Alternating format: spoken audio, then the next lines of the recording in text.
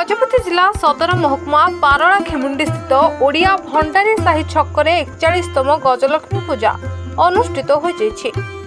तेबे मांकर समस्त नीतिकांति समय अनुसार चलता बेले सकाळ समय रे मांकर मंगल आरती होम और पूजार्चना करा जाय मध्याह्न समय रे मांक निकट रे अन्न भोग लागि करासवा सहित संध्या समय रे मांकर आरती करा जाउछि।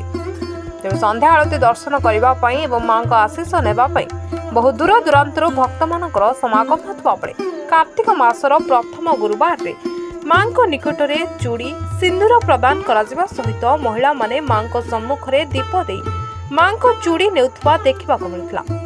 यह सहित अति सुंदर भाव में आलोकमाला और तोरण गुड़िकर साजसज्जा झलसी उठुची सारा पूजा मंडप। समस्त को धन्यवाद देवी खास किना आमर ओडिया भंडारी साही पाला खेमुंडी जो गजलक्ष्मी माँ जो कमिटी दीर्घ 41 वर्ष है जो सब वर्ष कर बहुत धूमधाम रे ये वर्ष भी बहुत सुंदर भाव कर देखते एटा प्रथम थर टाउन रे जदि लाइट रे धूमधाम रे करथुवा जदि किछि प्रोग्राम अछि जदि ये गजलक्ष्मी प्रोग्राम से मो कमिटी समस्त सदस्य मान को धन्यवाद देवी। ता संग संगे माँ कृपा समस्त उपर रहू समस्त को आशीर्वाद करंतु। आज बहुत श्रृंखलित भाव काली भी से माने गोटे भक्ति संगीत आयोजन करछन्ती समस्त आसी जोग देवा भी मो अनुरोध रखी।